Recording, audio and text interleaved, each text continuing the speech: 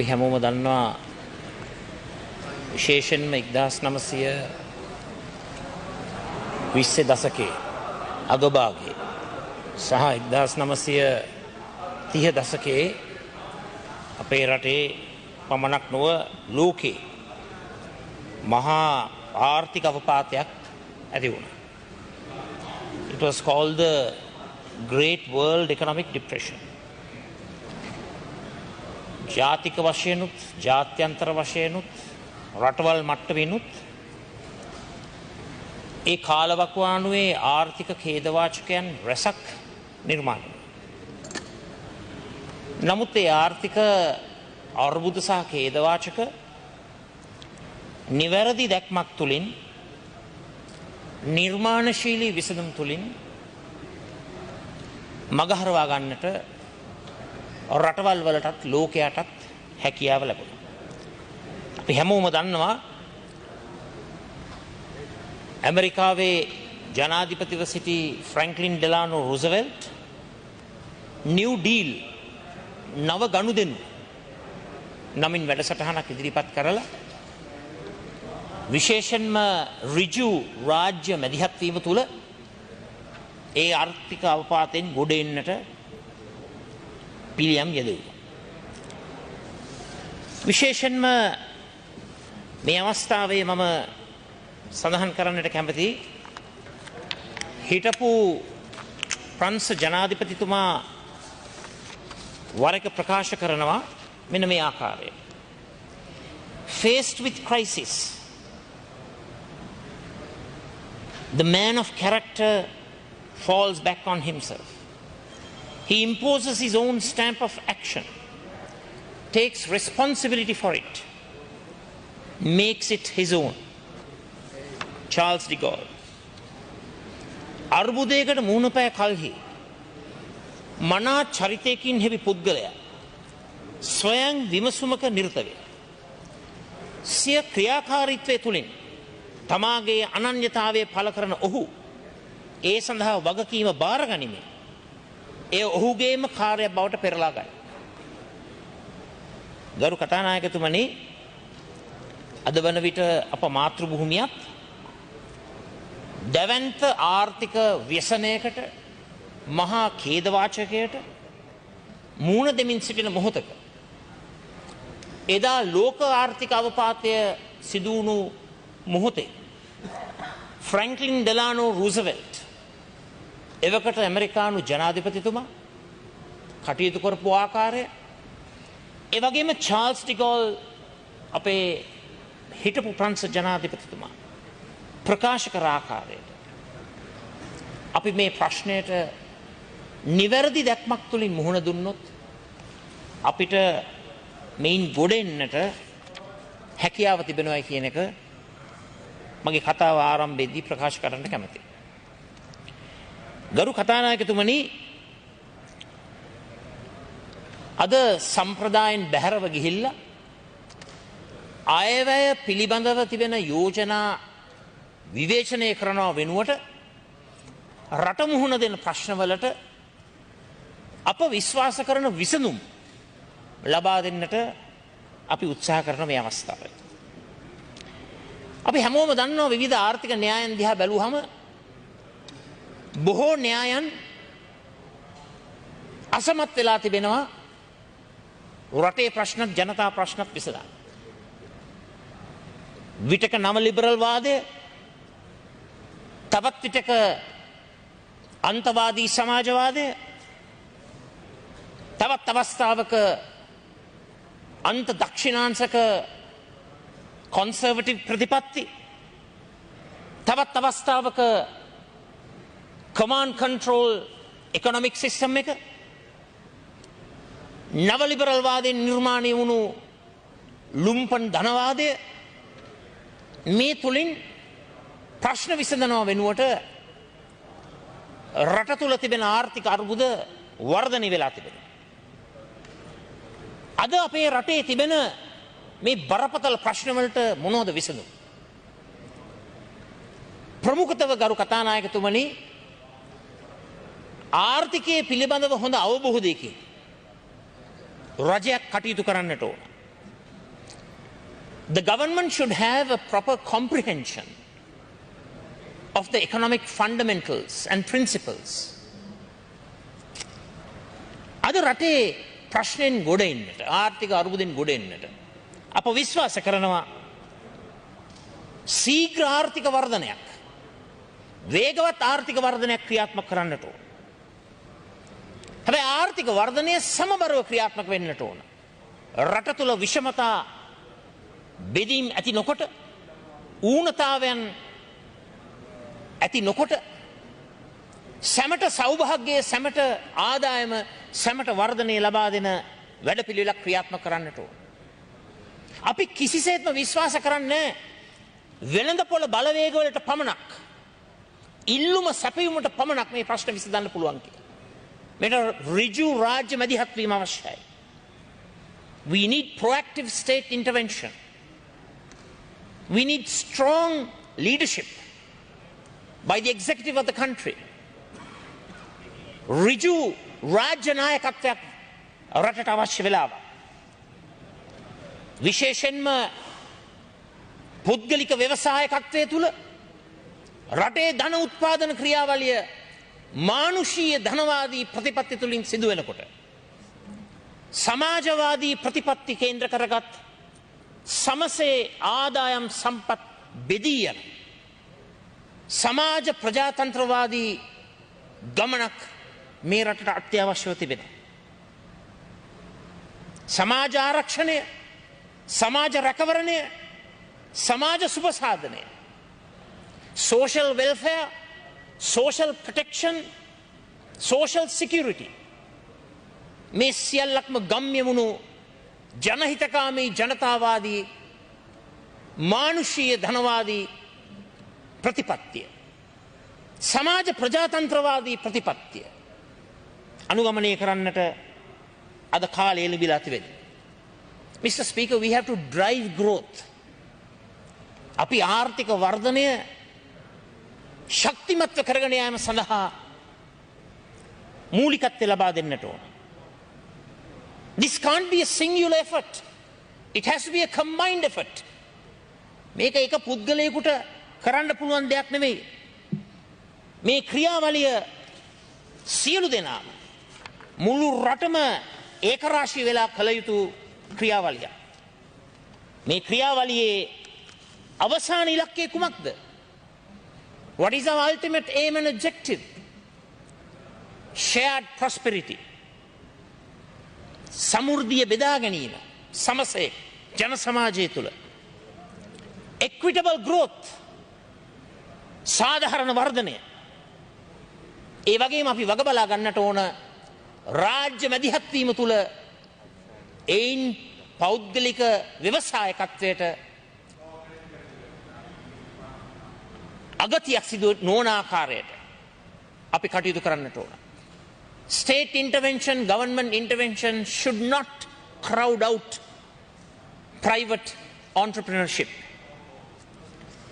So, Honourable Speaker, we need to formulate a unique growth strategy to come out of this economic mess. Most call the present situation an economic quagmire. We are in a maze. We have to extricate ourselves from this disastrous situation. අද මේ සිදුවී තිබෙන මහා ව්‍යසනකාරී තත්ත්වෙන් අපි ගොඩ එන්නට ඕන. අපිට ගොඩ එන්න පුළුවන්. නිවැරදි දැක්මක් සහිතව. එක ප්‍රතිපත්තියක ඉඳගෙන එහාට මෙහාට වැනෙන්නේ නැතුව ad hoc තීරණ ගන්නේ නැතුව knee jerk reaction සරහා වැඩ කටයුතු කරන්නේ නැතුව අපි එක consistent ගමනක් එක ස්ථාවර ප්‍රතිපත්තියක් ක්‍රියාත්මක කරන්නට අපි කටයුතු කරන්නට ඕන. ඒ ආර්ථික වර්ධනය ශක්තිමත් කරනවා වගේම අද රට තුළ තිබෙන බරපතල ප්‍රශ්නයක් උද්දමනය. අද උද්දමන වේගය දල වශයෙන් කිව්වොත් 7.6ක් පමණ වෙනවා.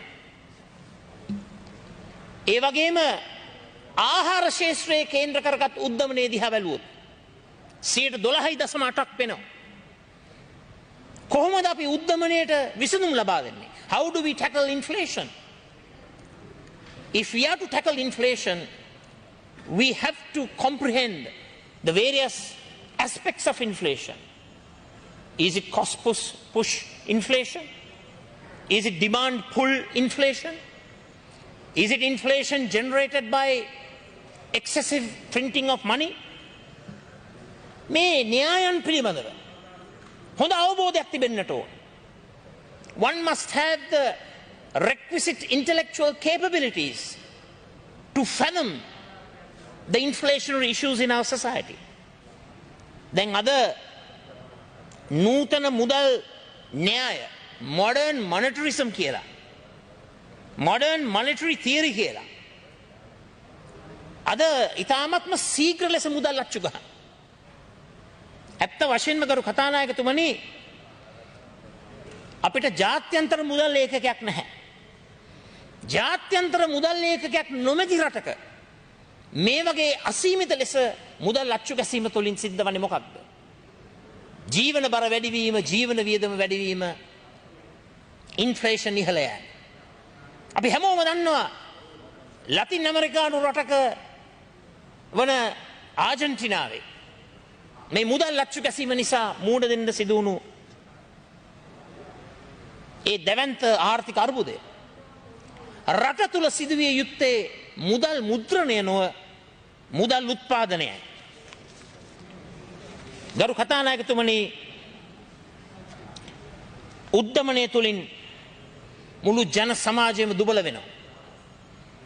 මුදල් වල ක්‍රය ශක්තිය purchasing power එක පහළ වැටෙනවා. Honorable Speaker, inflation has a massive debilitating impact on the lives of the people of our country. The purchasing power of our currency is diminished. The real value of money gets degraded, gets devalued. ගරු කතානායකතුමනි එදා දේශපාලන ශාස්ත්‍රයේ පරුස වචනයක් හැටියට සලකපු මිල සූත්‍රය ගැන දැන් නිලධාරීන් කතා කරනවා. එදා මිල සූත්‍රය කිව්වහම අපේ ප්‍රතිපක්ෂ ආර්ථික විශේෂඥ එක දවසට තිබ්බා ප්‍රවෘත්ති සාකච්ඡා 3-4 තියලා අර තමන්ගේ ටියුෂන් පන්තිය ක්‍රියාත්මක කරනකොට අදහස් ඉදිරිපත් කරා වගේ බොරු බේගලද දැන් අන්න භාණ්ඩාගාරයේ ලේකම්තුමා ආටිගල මහත්මයා කියනවා මිල සූත්‍රයක් අපි කරමු. හැබැයි ඉතින් ආණ්ඩුව එකකද නැද්ද කියන එක ගැන ප්‍රශ්නයක් කියලා. Honorable Speaker, it's indispensable, it is vital that we adopt these policies through realism. We have to forget about our ideological idiosyncrasies. අපි මේ අපේ න්‍යායවලට රට වෙලා යට වෙලා මුරණ්ඩු වෙලා නොවෙනස්ව නම්‍යශීලී නොවි එක තැනකම ඉඳීම තුල සිදුවන්නේ රටට ඉමහත් හානියක්. Unemployment, විරකියාව මේ ප්‍රශ්නයට ඉක්මන් විසඳුමක් අවශ්‍යයි.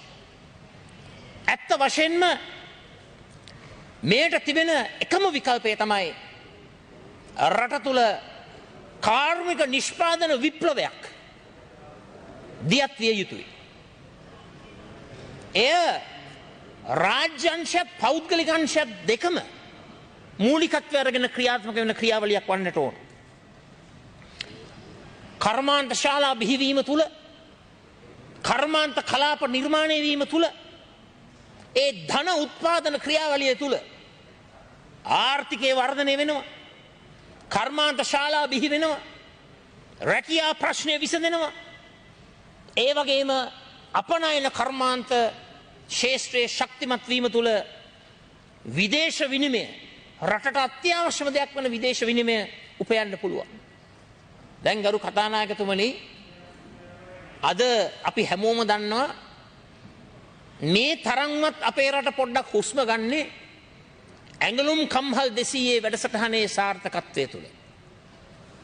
දැන් ඒවට මොනවද ඒ කාලේ අපේ ප්‍රතිපක්ෂ කණ්ඩායම් කිව්වේ? ප්‍රේමදාස ගමේ කොල්ලො කෙල්ලො ලව්වලා සුද්ධියන්ට යට ඇඳුම් මස්සවන කර්මාන්තය ගෙනාවයි කිව්වා. දැන් හැමෝටම තේරෙනවා ඇඟලුම් කර්මාන්ත ශේෂ්ත්‍රය හරහා මේ අර්බුදකාරී තත්ත්වය තුළ විදේශ විනිමය ප්‍රශ්නයට එයින් ලැබෙන ඉවහත් සහයෝගය. ඒ වගේම ගරු කතානායකතුමනි, මේ රට මේ ආර්ථික අර්බුදයෙන් ගොඩ එන්නට නම් අපේ ආයෝජනය අපි වර්ධනය කරන්නට ඕන. අපේ ඉතිරි කිරීම අපි වර්ධනය කරන්නට ඕන. දැන් අද බරපතල ප්‍රශ්නයක් තිබෙනවා. කොහොමද ඉතිරි කිරීම ප්‍රවර්ධනය කරන්නේ? අද මේ රජයට උද්දමනය පාලනය කරන්නට බැරි වෙලා තිබෙනවා. ඉතිරි කිරීම වර්ධනය වන්නේ මූර්ත පොලි අනුපාතය ධන තැනක තියෙනවා නම්. අද උද්දමනය වර්ධනය වීම නිසා නාමික පොලි අනුපාතයෙන් උද්දමනය ප්‍රතිශතය අඩු කරනකොට අද ඇත්ත වශයෙන් රටේ තිබෙන්නේ ඍණ මූර්ත පොලි අනුපාතයක්. එවන් තත්ත්වයක් තුළ කොහොමද අපි ඉදිරි කිරීම වර්ධනය කරන්නේ? අපි හැමෝම දන්නවා 60 දශකයේ 70 දශකයේ ජපානයේ මහා දැවැන්ත අපනයන ආර්ථිකයක් නිර්මාණය කළේ කොහොමද? ආයෝජනය වැඩි කරලා. කොහොමද ආයෝජනය වැඩි වුණේ? ඉහළ ඉතිරි කිරීමේ ප්‍රතිශතයක් නඩත්තු කරපු නිසා. ඒ වගේම ගරු කතානායකතුමනි, රට තුළ ආයෝජනය ප්‍රවර්ධනය කරන්නට ඕන. ඍජු විදේශ ආයෝජනවලට අපි මුල් තැනක් ලබා දෙන්නට ඕන. පහසුකම් සපයන්නට ඕන. We have to facilitate foreign direct investments. ගරු කතානායකතුමනි, මං කැමති මේ අවස්ථාවේ 2020 වසරේ ලෝකේ මේ මහා කොරෝනා අර්බුදයේ ක්‍රියාත්මක වෙන මොහොතේ විවිධ රටවල් ලැබපු ඍජු විදේශ ආයෝජන පිළිබඳව සංඛ්‍යාලයක ඉදිරිපත් කරන්න. World Investment Report, source UNCTAD data.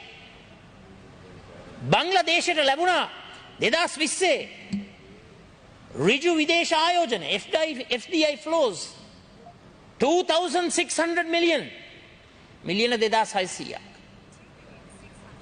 කැම්බෝඩියාවට මිලියන 3600ක්. චීනයට මිලියන 1493ක්. හොංකොං මිලියන 1191ක්. ඉන්දියාව මිලියන 64.1ක්. මේ ඔක්කොම ඇමරිකානු ඩොලර්. මැලේසියාව බිලියන 3.5ක්. සිංගප්පූරුව බිලියන 90.6ක්. සමාවෙන්න ඉන්දියාව බිලියන 64.1ක්. මිලියන නෙවෙයි. හොංකොං බිලියන 119.1ක්. චීනය බිලියන 149.3ක්. වියට්නාමය බිලියන 15.8ක්. එතකොට ශ්‍රී ලංකාව මිලියන 400යි. වියට්නාමයේ, සිංගප්පූරුවේ, මැලේසියාවේ, ඉන්දියාවේ, හොංකොං, චීනය, කාම්බෝජ, බංග්ලාදේශයේ ඉහළ ඍජු ආයෝජන ප්‍රමාණයක් ලබන්නට අපේ රට නොලබන්නටත් හේතු මොකක්ද? මේ කාරණාව පිළිබඳව ගැඹුරින් හිතලා බලන්නට ඕන. ගැඹුරින් සොයා බලන්නට ඕන. මේ තත්ත්වය නිවැරදි කරගන්න මොකක්ද අපි කරන්නට ඕන? ගරු කතානායකතුමනි, අපේ රටේ ease of doing business ව්‍යාපාරවල නිරත වීමේ දර්ශකය, පහසුකම් සැපීමේ දර්ශකය අපි ඉහළම තැනකට එන්නට ඕන.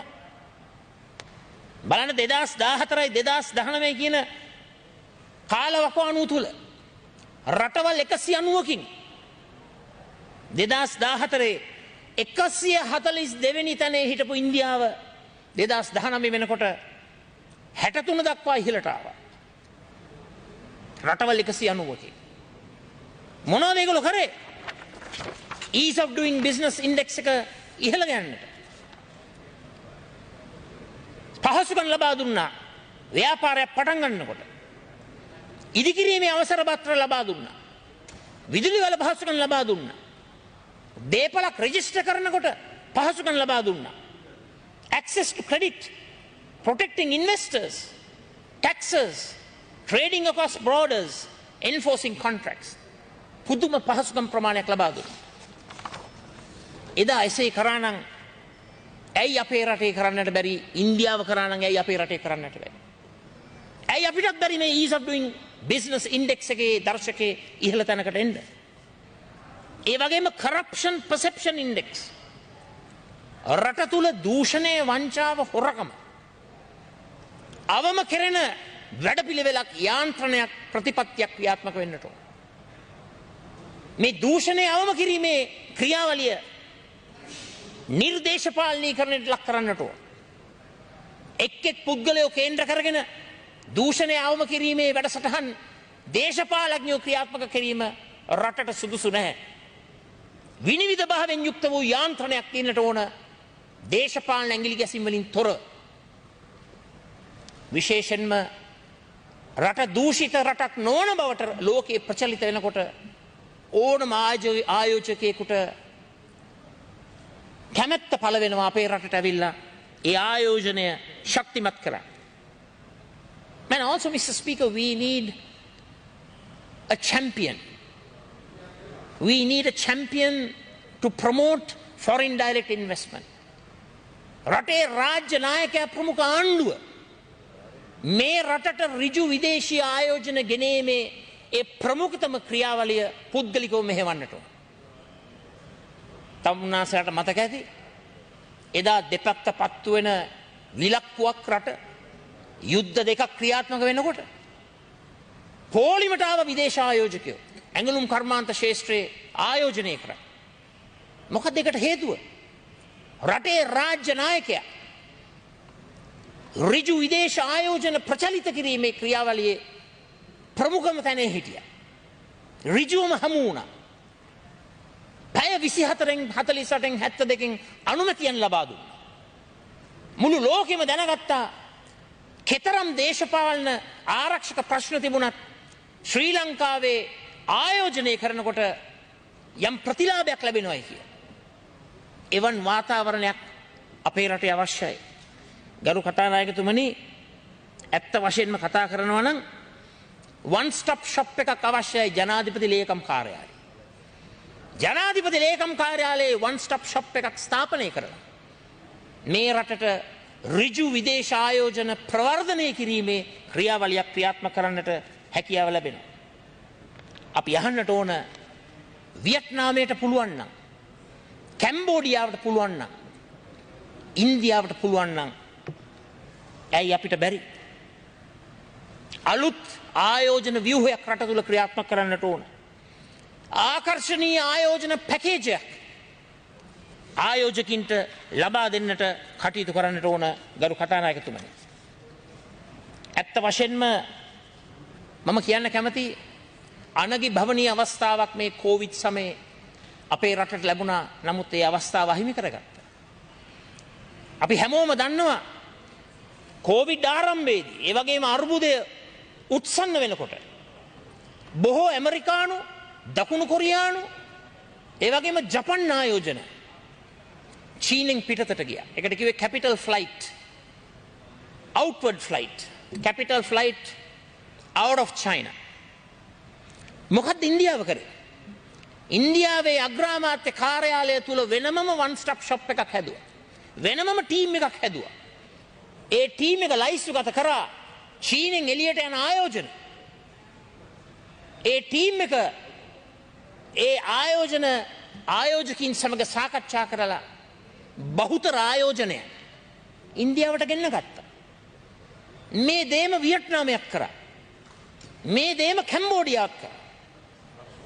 ඇයි ශ්‍රී ලංකාව නොකරේ? ඇයි මේ රටේ ආණ්ඩුව ඒක නොකරේ? අවස්ථා ගණනාවකදී මේ පාර්ලිමේන්තුවේ මම මේ යෝජනාව ඉදිරිපත් කරා. සුපුරුදු ආකාරයට විහිළු කරා. සුපුරුදු ආකාරයට hina වුණා.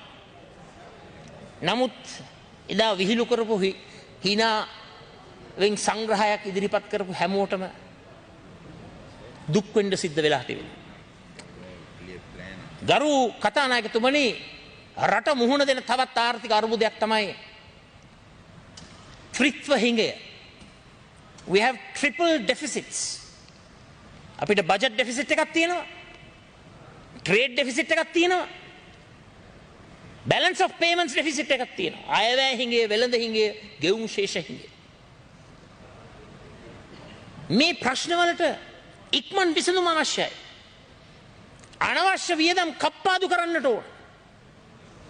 කේන්ද්‍රගත ආයෝජන ක්‍රියාදාමයන් වලට රාජ්‍ය සම්පත්, රාජ්‍ය මූල්‍ය ශක්තිය යොදවන්නට ඕන. කාර්යක්ෂම ප්‍රගතිශීලී බදු ප්‍රතිපත්තියක් ක්‍රියාත්මක කරන්නට ඕන. බදු කොමිසමේ යෝජනා ටික ක්‍රියාත්මක කරන්නට ඕන. ගිය ආණ්ඩුවෙනුත් ඒක කෙරුන්නේ නැහැ. මේ ආණ්ඩුවෙනුත් ඒක කෙරෙන පාටක් නැහැ. බදු ප්‍රතිපත්තියේ සහ මුලින්ම වෙනසක් සිද්ධ වෙන්නට ඕන. ඒට තිබෙන්නා වූ සියලුම බාධක අපි ඉවත් කරගන්නට ඕන. අනවශ්‍ය වියදම් අවමය කිරීම තුළින් සමස්ත රාජ්‍ය වියදමෙන් 10%ක් 15ක් දල වශයෙන් බිලියන 400ක් 500ක් ඉතුරු කරගන්නට පුළුවන්. ඒ තුලින් ඍජු රාජ්‍ය මැදිහත් වීම තුල රට තුල ආයෝජනය ප්‍රවර්ධනය කරන්නට පුළුවන්. දරු කතානායකතුමනි, අපි මුහුණ දෙන තවත් බරපතල ප්‍රශ්නය විදේශ විනිමය ප්‍රශ්නය. Foreign exchange reserves are dwindling. අපේ විදේශ සංචිත පහළ වැටමින් තියෙනවා. ඔක්තෝබරයේ අග වෙන විට බිලියන 2268ක් ඇමරිකානු ඩොලර් තිබුණේ. හැබැයි මතක තබා ගන්න, ඉදිරි මාස 3 තුල ඇමරිකානු ඩොලර් 1047ක් ණය ගෙවන්න තියෙනවා. ඉදිරි මාස 3ත් මාස 12ත් අතර තවත් ඇමරිකානු ඩොලර් මිලියන 5674ක් ගෙවන්න තියෙනවා. මුළු මනින්ම ඉදිරි වසර තුල ඩොලර් මිලියන 6721ක් ගෙවන්නට තියෙනවා. නමුත් රටේ තියෙන සංචිත ප්‍රමාණය ආනයන ප්‍රමාණයෙන් ගත්තොත් මාස එකමාරයි තියෙන්නේ. ඒක තමයි ප්‍රශ්නය, ඒක තමයි තත්ත්වය. මොකද්ද විසඳුම? ගරු කතානායකතුමනි, බොහෝ ආර්ථික විද්‍යාඥයින් කියන ආකාරයට මේ ෆික්ස්ඩ් එක්ස්චේන්ජ් රේට් ක්‍රමවේදය එක හරියන්නේ නැහැ. එයින් සිදුවෙනවා නම් සිදුවෙන්නේ සංඛ්‍යාලයකන ඔප්පු කරලා තිබෙනවා ඇත්ත වශයෙන්ම රෙමිටන්සස් හිටන් අඩු වෙලා තියෙනවා. දැන් ගිය වසරේ අපි ගත්තොත් මිලියන 700ක්ව තිබුණු ඒ රෙමිටන්සස් මේ වසරේ මම කියන්නේ මාසික ෆිගර් එක මේ වසරත් එක්ක සංසන්දනය කරනකොට හරි අඩකින් අඩු වෙලා තියෙනවා. මිලියන 300ක් වෙලා තිබෙනවා. මොකද්ද මේකෙන් ඇති වෙන ඵල විපාක? සැපයුම් ජාලය සම්පූර්ණයෙන්ම කර්මන්නේ වෙනවා. අද පෝලිං යුගයේ නිර්මාණය වෙලා තිබෙනවා. 70 77 අවතාරය අද යථාර්ථයක් බවට පත් වෙලා තිබෙනවා. ගෑස් පෝලිම, භූමි තෙල් පෝලිම, තෙල් පෝලිම, කිරිපිටි පෝලිම, හාල් පෝලිම, පරිප්පු පෝලිම, අත්‍යවශ්‍ය භාණ්ඩ පෝලිම. මිනිස්සුන්ට මේව දරා ගන්න බෑ. මිනිස්සු අන්ත දුක්ඛිත තත්ත්වයට පත් වෙලා සිටින්නේ. මේවට විසඳුම් අවශ්‍යයි. මොකද අපි කරන්නට ඕන? ශක්තිමත් ස්ථාවරයක ඉඳගෙන අපි නැවත සාකච්ඡා කරන්නට ඕන loan rescheduling ගැන. We have to go for a renegotiation to reschedule our loans. ඒවට අපි කතා කරන්න ඕන මූල්‍ය ආයතන වලට. ජාත්‍යන්තර ආයතනත් එක්ක ගනුදෙනු කරන්නට ඕන. ජාත්‍යන්තර ආයතන එක්ක ගනුදෙනු කිරීම වරදක් නෙවෙයි. හැබැයි ගනුදෙනු කරනකොට ශක්තිමත් ස්ථාවරයක ඉඳගෙන අපේකම රටේකම අපේ අයිතිය අපේ අවශ්‍යතාවය නැෂනල් ඉන්ට්‍රස්ට් එක ජාතික අවශ්‍යතාවය රැකගෙන විදේශ ආයතන ඉදිරියේ පින්සින්දු වෙන්නට යන්නේ නැතුව හිඟා කන්න යන්නේ නැතුව හොඳ ශක්තිමත් තැනක ඉඳගෙන හොඳ සාකච්ඡාවකට යන්න පුළුවන්. We have to do that. අපි රීනෙගෝෂিয়েට් කරන්නට ඕන අපේ ලෝන්ස් ටික. අපි රීෂෙඩියුල් කරන්නට ඕන අපේ ලෝන්ස් ටික. මේක තමයි සත්‍යය, මේක තමයි යථාර්ථය. විපක්ෂයෙන් අපි සූදානම් ඒට සහයෝගය ලබා දෙන්න. අපි පිටරටවල් වලට කියන්නේ අපේ රටට ආධාර උපකාර කරන්න එපයි කියලා. එහෙම කාලයක් තිබෙන්නට ඇති. ඒ සංස්කෘතිය අපි අනුගමනය කරන්නේ නැහැ. යුරෝපා හවුල අපෙන් අහනකොට GSP+ ගැන මොකද අපි කිව්වේ? අපි කිව්වා කරුණා කරලා ඒක දිගටම ක්‍රියාත්මක කරන්නයි කියලා. හැබැයි ඒ වගේම යුරෝපා හවුලට කිව්වා කරුණා කරලා GSP+ දෙනවා වගේම මේ රටේ මානව අයිතිවාසිකම්, සිවිල් අයිතිවාසිකම්, ආර්ථික අයිතිවාසිකම්, සමාජීය අයිතිවාසිකම්, ආගමික අයිතිවාසිකම්, සංස්කෘතික අයිතිවාසිකම් ආරක්ෂා වෙන ආකාරයට රජයටත් උපදෙස් දෙන්නේ කියලා. රජයට සමා වෙන්න උපදෙස් නෙමෙයි, වැරදි වචනය. යෝජනා කරන්නයි. ඒක අපි කිව්වා. ඒ කියන දේවල් අපි හංගන්නට යන්නේ නැහැ. මොකද ඒක තමයි තිත්ත ඇත්ත. කවදාවත් රට විනාශ කරලා රට අකර්මණ්‍ය කරලා කවුරු ආණ්ඩු බලය ගත්තත් ඒකෙන් රටට හොඳක් වෙන්නෙත් නැහැ, ජනතාවට හොඳක් වෙන්නෙත් නැහැ, කාටවත් හොඳක් වෙන්නේ නැහැ. අපි මේ රට රැක ගන්නට ඕන. අපි මේ රට ආරක්ෂා කරන්නට ඕන. ඒ නිසා කඩිනමින් ගත යුතු තීන්දුව තීරණ වලට ප්‍රවේශ වන්න. දැන් තටම හිටිය ඇති. You have to talk with the international financial institutions, the international monetary agencies. You have to ask for a fresh financial assistance program. අලුත් මුදල් ආධාරක වැඩපිළිවෙලක් ගැන සාකච්ඡා කරන්න. එහෙම නැතුව මේකෙන් ගොඩ එන්නට බෑ. මේ එදා වේල ටුවර්ස් යන්නේ. මේ මොහොතින් මොහොත තප්පරෙන් තප්පරය හුස්ම ගන්න ක්‍රමයක් යන්නේ. මේක කොතනක හරි මේකේ අවසානය එනවා. අවසානය එනකොට මහා ආර්ථික විනාශයක් සිදු වෙනවා. It will be an economic catastrophe. The country will face economic Armageddon. මම මේ වචන දෙක පාවිච්චි කරනවා. It will be a cataclysmic disaster. මේ වචන භාවිතයට සමහරෙක් අකමැති. අකමැතියට මම කියනවා තේරෙන්නේ නැත්නම් ශබ්දකෝෂයක් අරගෙන ඉගෙන ගන්න. මොකද අපි රටක් හැටියට අපි ඉදිරියට යන්න ඕන ප්‍රගතිය, ඉදිරි දැක්ම, දියුණුව. We have to progress. We must not have a retardation mentality. ප්‍රතිගාමී මානසිකත්වයකින් රටකට ඉදිරි ගමනක් නැහැ. නිසා ගරු කතානායකතුමනි, ශ්‍රමික ප්‍රේෂණ අපි වැඩි කරන්නට ඕන. අපනයන ඉපැයීම් මාර්ග වර්ධනය කරන්නට ඕන. සංචාරක ක්ෂේත්‍රයේ ඉපැයීම අපි ඉහළට ගෙනියන්නට ඕන.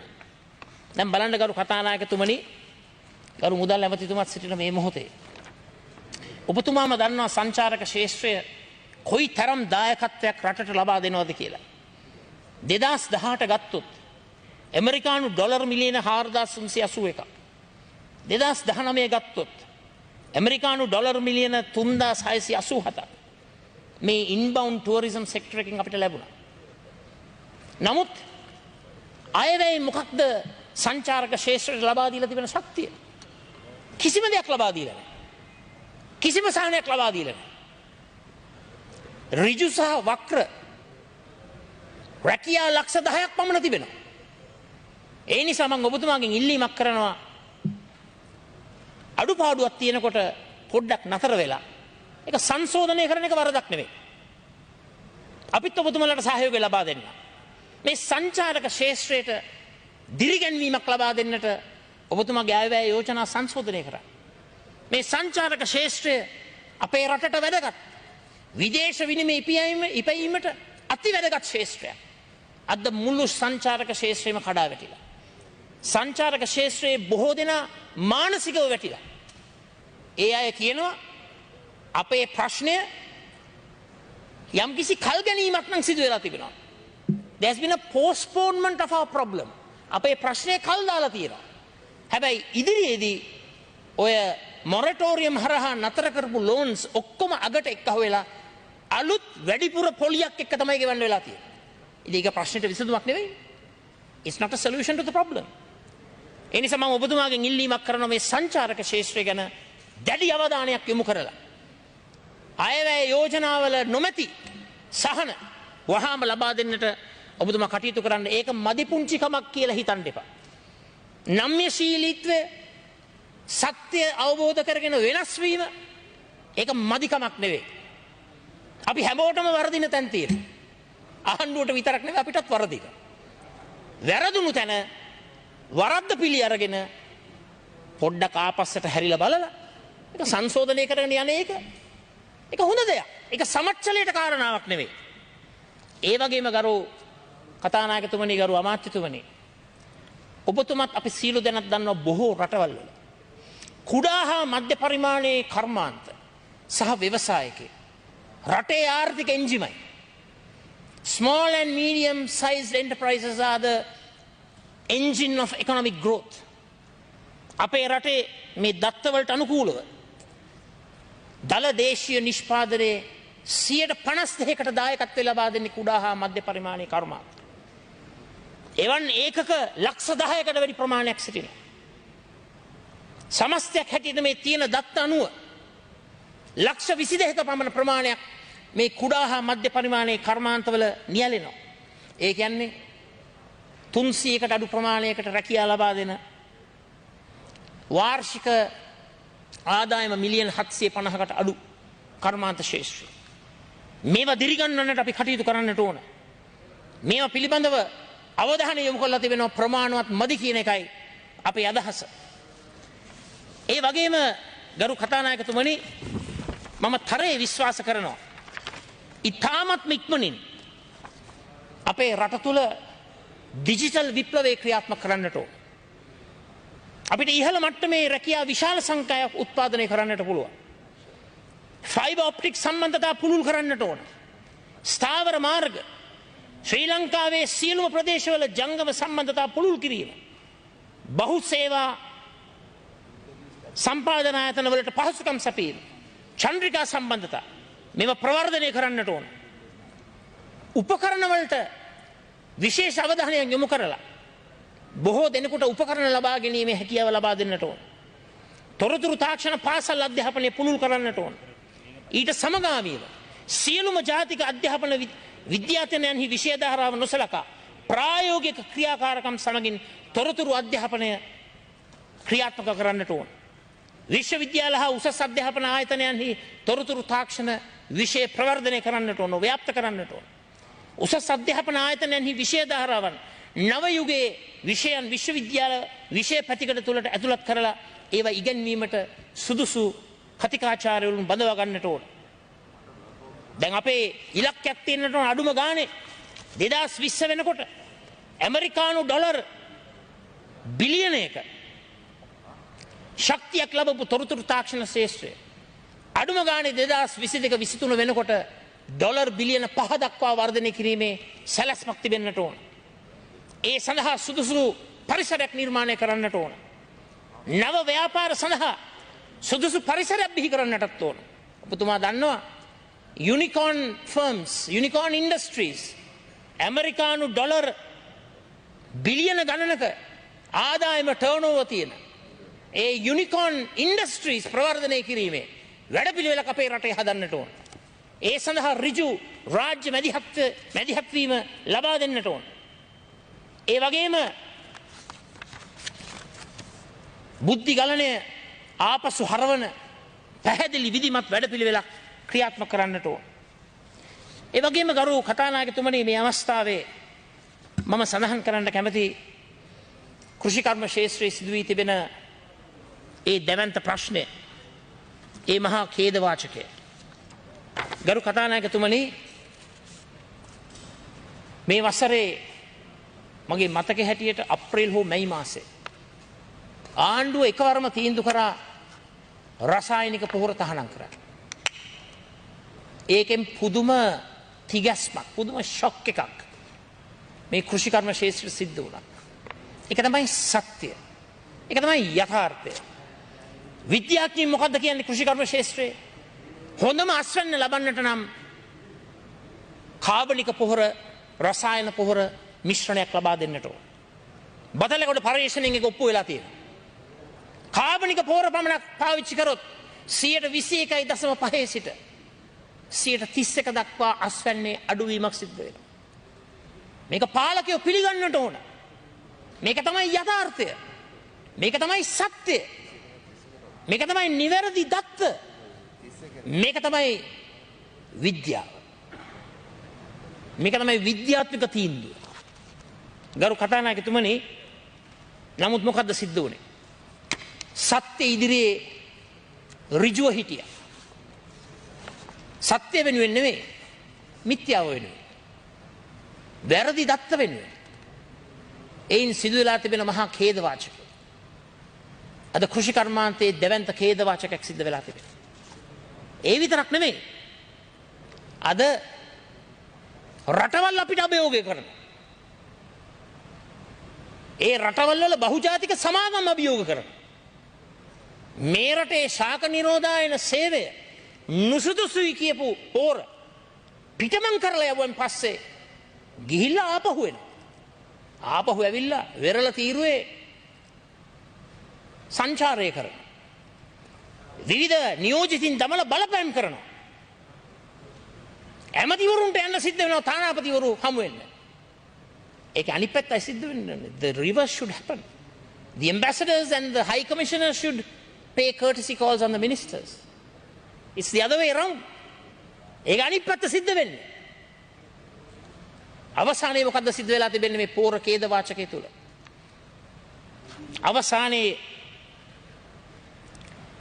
අපේ රටට සිද්ධ වෙලා තිබෙන මේ මහා විදේශ විනිමය අර්බුදයක් තිබෙන මොහොතක අපිට ආරංචි වෙනවා අර බාල පෝර සමාගමට ඇමරිකානු ඩොලර් ලක්ෂ 67ක් ගෙවන්නට සිද්ධ වෙලා තිබෙනවා කියලා.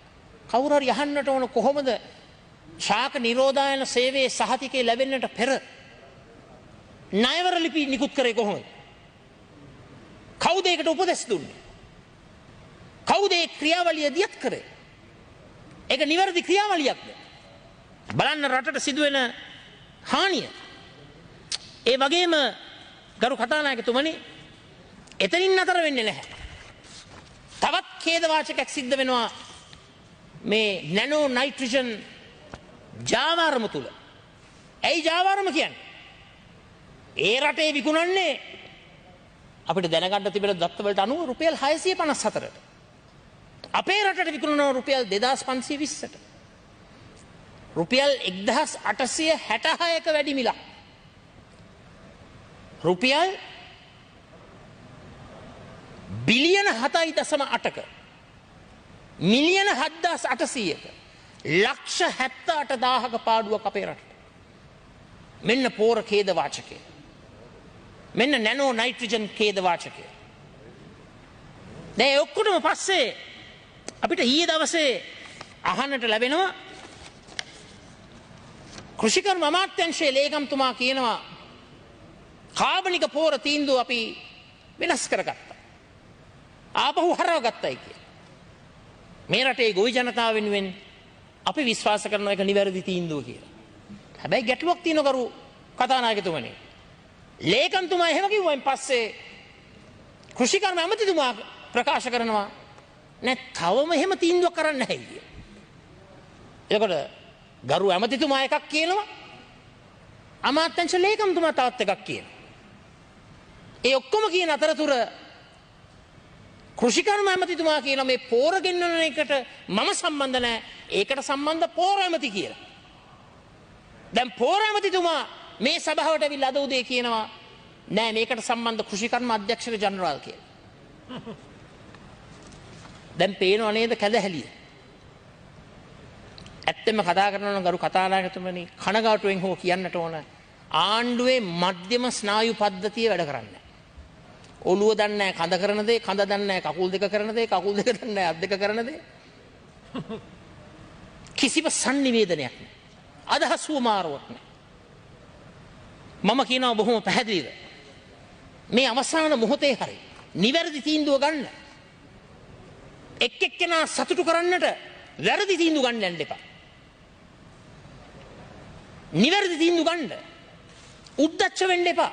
අර මම පෙර කිව්වා වගේ වැරදි තීන්දුවක් අරගෙන වැරදි කියලා හිතනකොට රටට කියන්න අපිට වැරදුනා.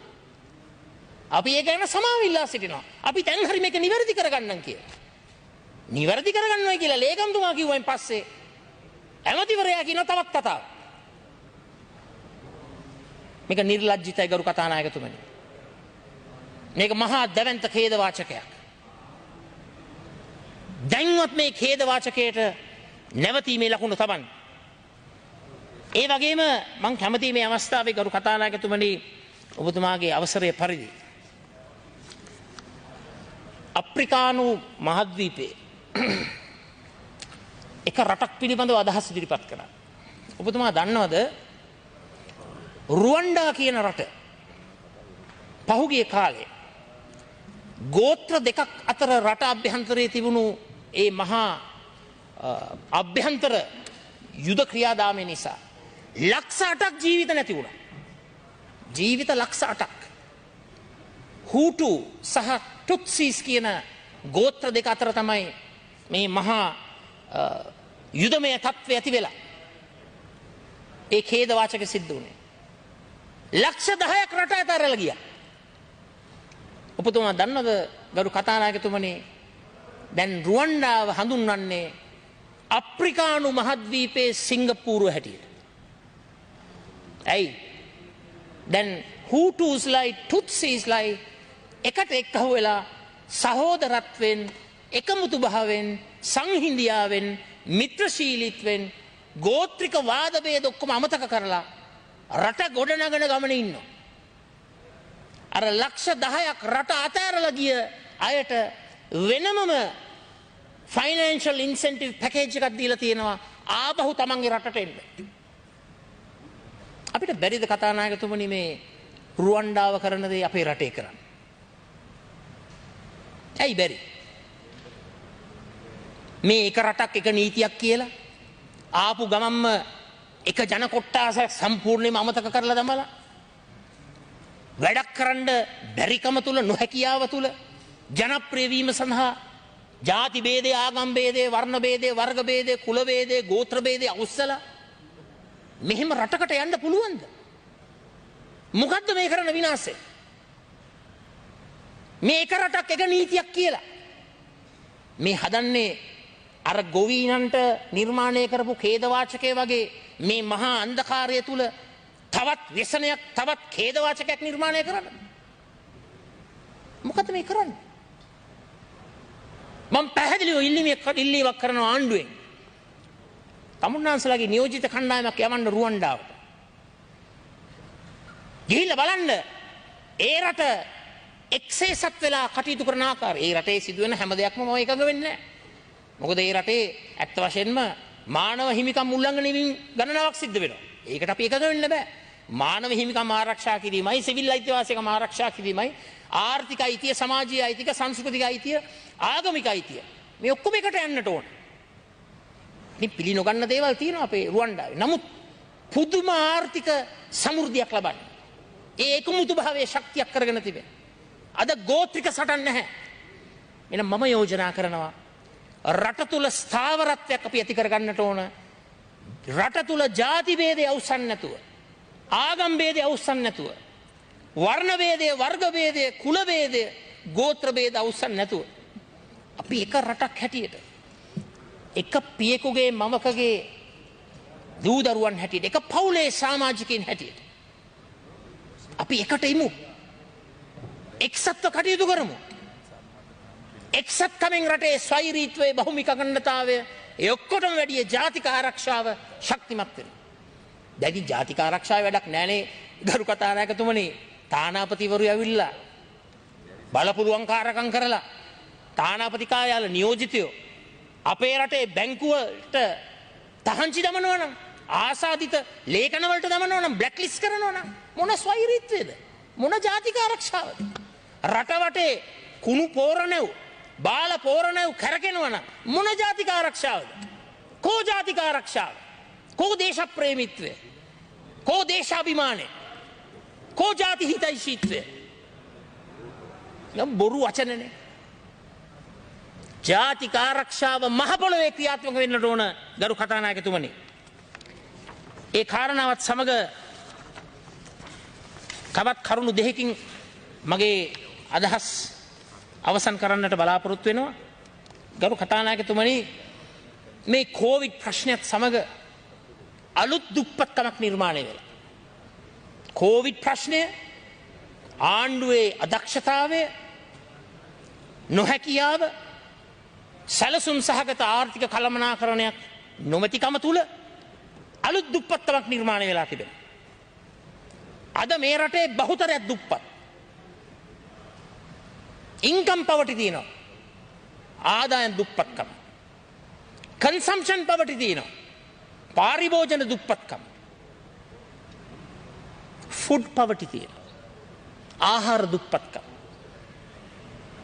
මව්වරුන්ගේ ලදරුවන්ගේ මන්ද පෝෂණ ප්‍රතිශතයන් ඉහළට යනවා. ජාතික ඛේද වාචකයක්. ජාතික ගැටලුවක්. එහෙනම් ගරු කතානායකතුමනි, අපිට දුප්පත්කම තුරන් කරන්නට වඩාත් කාර්යක්ෂම වැඩපිළිවෙලක් අවශ්‍යයි. මේ දුප්පත්කම තුරන් කරනවා කියලා මේ රටේ ලක්ෂ 15ක් 16ක් 17ක් පවුල් රටේ රාජ්‍ය තන්ත්‍රයේ සදාකාලික වහලුන් එහෙයියන් දේශපාලන අතකුළුවන් බවට පත් කිරීම මම හිතන්නේ දුප්පත්කම තුරන් කිරීමක් කියලා. ප්‍රායෝගික සවිබල ගැන්වීමේ ක්‍රියාවලියක් අවශ්‍යයි. යපුම් මානසිකත්වයකින් මිදෙන්නට ඕන. ඔබතුමා දන්නවද මෑත කාලයේ ප්‍රථම වතාවට ලෝක බැංකුව ආධාර ලබා දුන්නු එකම වැඩසටහන ජනසවිය කියලා. කවදාවත් ලෝක බැංකුව සබ්සිඩීස් වලට, ආධාර වලට, සහන වලට එහෙම දෙන්නේ නැහැ. ජනසවියට දුන්නා. ඇයි? ජනසවියට තිබුණා පැහැදිලි වැඩසටහන. හැබැයි ඒක අද දවසේ යුගයට ගැලපෙන්නේ නැති වෙන්න පුළුවන්. මොකද කාලෙන් කාලයට අලුත් නිර්මාණශීලී වැඩපිළිවෙළ අවශ්‍යයි. ඒ නිසා පැහැදිලිවම අද මේ නිර්මාණය වෙලා තිබෙන මේ අලුත් දුප්පත්කමට මේ රජයේ අවධානය අනිවාර්යෙන්ම යොමු වෙන්නට ඕන. ඒ වගේම ගරු කතානායකතුමනි, මේ අවස්ථාවේ අවසාන වශයෙන් මම අදහස් කරනවා මාටින් ලූතර් කිං මැතිතුමා කරපු ප්‍රකාශයක් ඉදිරිපත් කරා. The ultimate measure of a man is not where he stands in the moments of comfort, but where he stands at times of challenge and controversy. මොකද ඒකේ තේරුම? මිනිසෙකු සම්බන්ධ අවසන් විනුම ලබාගත හැකි වනුයේ ඔහු සුව පහසු අවස්ථාවන්හි දරන ස්ථාවරය අනුව නොව අභියෝගාත්මක හා මතභේදාත්මක අවස්ථාවන්හි දරන ස්ථාවරය හෙවත් සිටගන්නා ස්ථානය අනුවයි. අද රටේ තියෙන්නේ මහා අභියෝගාත්මක අවස්ථාවක්. අපි ඒක පිළිගන්නවා. අර්බුදකාරී අවස්ථාවක්. අපි ඒක පිළිගන්නවා. නමුත් ඒ අවස්ථාවන් තුල ආණ්ඩුවෙන් ඉල්ලීමක් කරනවා. නිවැරදි දේ වෙනුවෙන් පෙනී සිටින්න. නිවැරදි තැන හිටගන්න. සත්‍යවාදයට ශක්තිය ලබා දෙන්න. විද්‍යාවට මුල් තැන දෙන්න. මෙතෙක්කල් අනුගමනය කරපු මිත්‍යාවාදී ක්‍රියාවලිය නතර කරන්න. ඒ වගේම ගරු කතානායකතුමනි, විශේෂයෙන්ම මේ වගේ අවස්ථාවක මේ දුප්පත්කම වර්ධනය වෙලා, නැතිබැරිකම වර්ධනය වෙලා, පෝලිං යුගයේ බිහි වෙලා, මිනිස්සුන්ගේ අගහිඟතාවයන් වර්ධනය වූ අවස්ථාවක මම මතක් කරන්න කැමති ෆ්‍රැන්ක්ලින් ඩෙලානෝ රූසවෙල්ට් ජනාධිපතිතුමාගේ ප්‍රකාශය.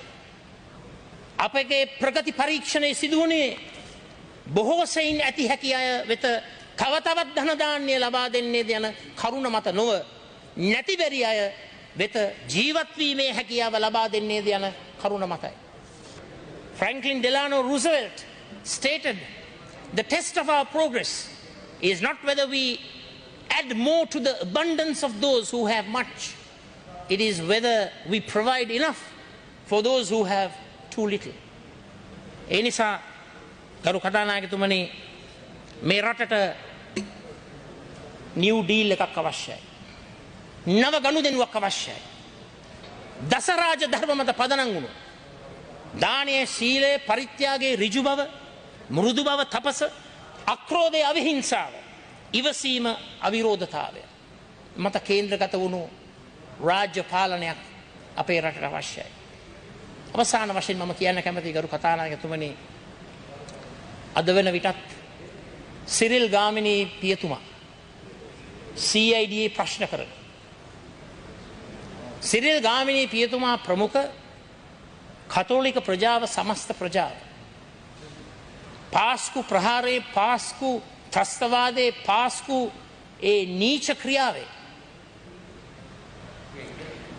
අසහනයට පත් වුණු අය. සිරිල් ගාමිණී පියතුමා නියෝජනය කරන්නේ විපතට පත් වුණු කොට්ටාසය. ජීවිත නැති වුණු කොට්ටාසය. ඇස් ඉස්මස්ලේ පරිත්‍යාග කරපු කොට්ටාසය. අද දෛවයේ සරදම වෙලා තිබෙන්නේ එතුමාට සිද්ධ වෙලා තිබෙනවා CID එක ගානේ ගිහිල්ලා රස්තියාදු වෙන්න. මොකද්ද මේ කරන්නේ? මොකද්ද සිදුවේ යුත්තේ? සිදුවේ යුත්තේ පාස්කු ප්‍රහාරයේ පසුපස හිටපු මහමුල කරුවන් පුද්ගලයන් හෝ කණ්ඩායම් නිවැරදිව පිරිසිදුව විනිවිද භාවයෙන් යුක්තව අපක්ෂපාතී පරීක්ෂණයක් තුළින් සොයා ගැනීම. කාගේවත් අත්වල ලේ තැවරිලා නැත්නම් ඇයි ඒවට බය වෙන්නේ? බය වෙන්න හොඳ නැහැ. Taman නිවැරදි තැනක ඉන්නවනම් Tamanට හැකියාව තියෙන්නට ඕන මේ ජන සමාජයේ තිබෙන සැක සංකා සියල්ලක්ම බැහැර කරන අපක්ෂපාතී පරීක්ෂණයකට ගිහිල්ලා විශේෂයෙන්ම කාඩිනල් තුමා ප්‍රමුඛ කතෝලික ප්‍රජාව සහ රටේ ප්‍රජාවගේ ඒ තිබෙන්නා වූ කුකුස කුතුහලය විචිකිච්ඡාව සැකය දුරු වෙන ආකාරයේ නිවැරදි පරීක්ෂණයක් පැවැත්වීම අත්‍යවශ්‍යයි. නිසා ගරු කතානායකතුමනි මේ අවස්ථාවේ අපි හැමෝගේම ප්‍රාර්ථනාව මේ වැටී තිබෙන ආර්ථික සමාජීය අගහදෙන් රටක් හැටියට අපි ගොඩ එන්නට කටයුතු කරන්නට ඕන. බංකොලොත් රටක් නිර්මාණය කිරීම අපි කිසිම කෙනෙකුගේ අභිලාෂය නොවේ.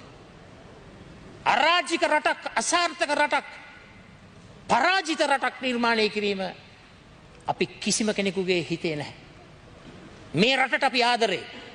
මේ රට අපි රැකගන්නට ඕන. ප්‍රජාතන්ත්‍රවාදී ක්‍රමවේදය තුල කාලයකට එක කණ්ඩායමකට කාලයකට තව කණ්ඩායමකට තවත් කාලයකට තව කණ්ඩායමකට රාජ්‍ය බලය ලැබෙන. අපි හැමෝටම තිබෙන්න ඕන එක අරමුණක්.